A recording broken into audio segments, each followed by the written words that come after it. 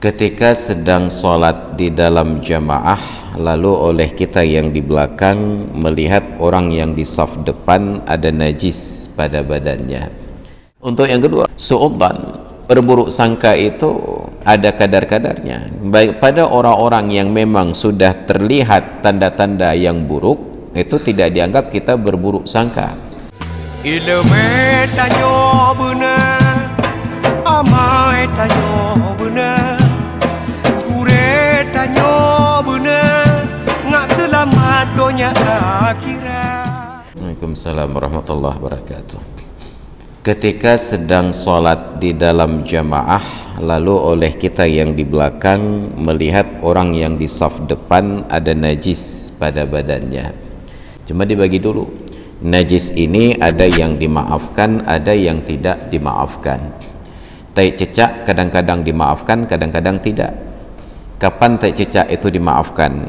Bila tempat sholat tersebut memang rawan dengan kotoran cecak.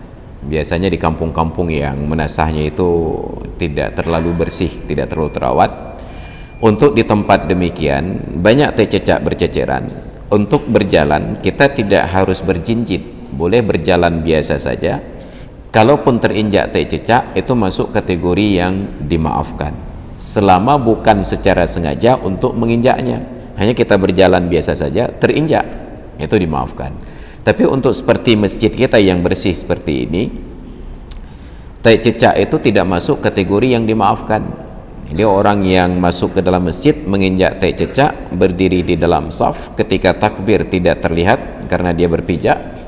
Pada waktu sujud, dia duluan sujud, kita yang di belakang terlihatlah pada telapak kakinya ada tai cecak.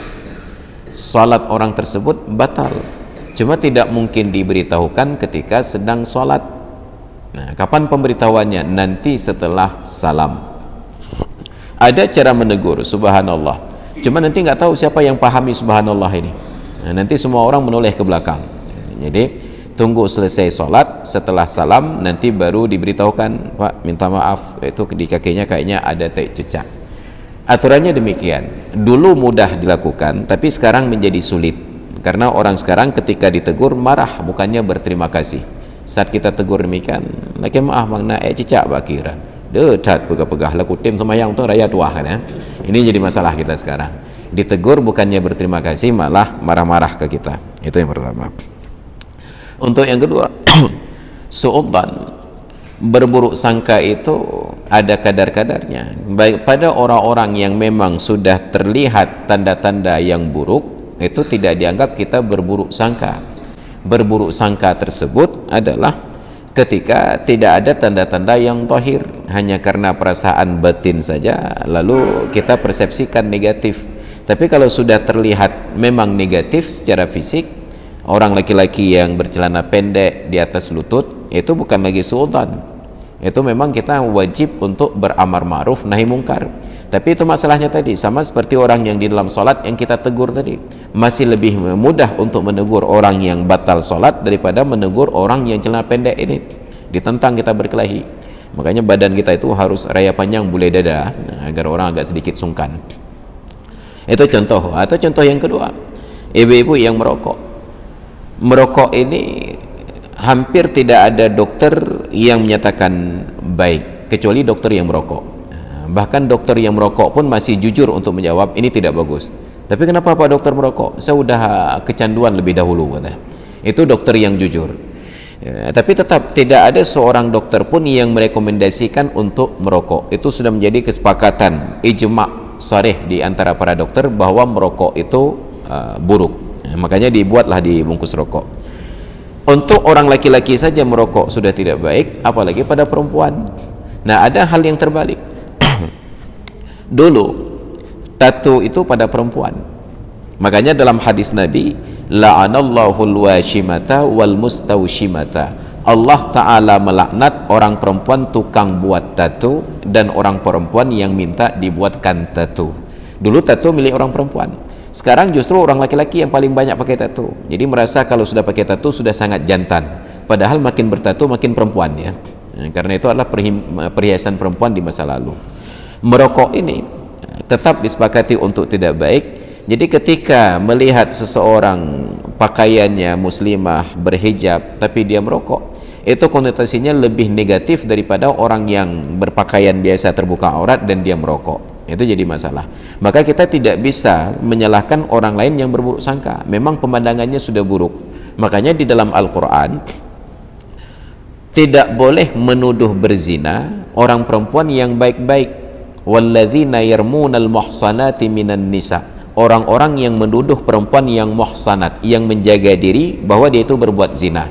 Tapi kalau ada perempuan yang tidak menjaga diri dituduh berbuat zina, itu keluar dari kategori ini.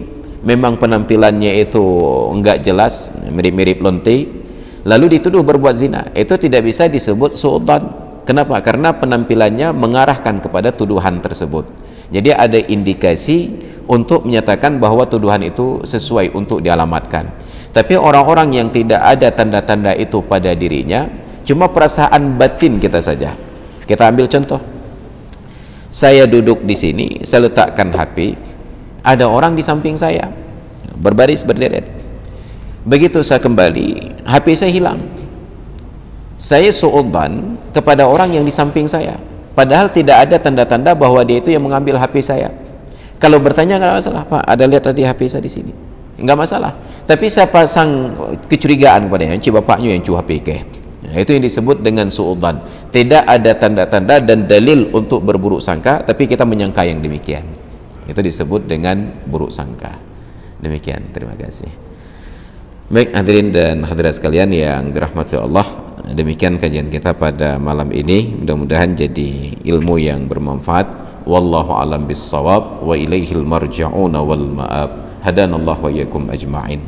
A'udzu billahi minasyaitonir rajim. Bismillahirrahmanirrahim. Alhamdulillahi rabbil alamin wassalatu wassalamu ala sayidina Muhammad wa ala alihi wa sahbihi ajma'in. Allahumma arzuqna fahman nabiyyin wa hifdzal mursalin wa ilhamal malaikatil muqarrabin. Allahumma 'allimna 'ilman yanfa'una wanfa'na bima 'allamtana wa zidna 'ilman wa fahman wa alhiqna bis salihin. Rabbana ighfir lana dhunubana wa liwalidayna warhamhuma kama rabbayana shighara wa li jami'il mu'minina wal mu'minat wal muslimina wal muslimat al ahya'i minhum wal amwat innaka sami'un qaribun mujibud da'awat ya qadiyal hajat. Allahumma ij'al jam'ana hadha jam'an marhuma wa tafarruqana min ba'dihi tafarruqan ma'suma wa la taj'alna wa la fina shaqiyyan wa la mahruma. Rabbana atina fid dunya hasanah wa fil akhirati hasanah wa qina adzaban nar. Wa sallallahu ala sayidina Muhammad wa ala alihi wa sahbihi ajma'in. Walhamdulillahi rabbil alamin. Al-Fatihah. Bismillahirrahmanirrahim. Alhamdulillahi rabbil alamin arrahmanir rahim maliki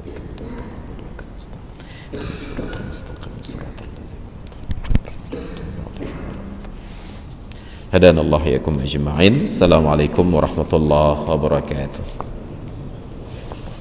Ilmu tanyo benar, amai tanyo benar, kure tanyo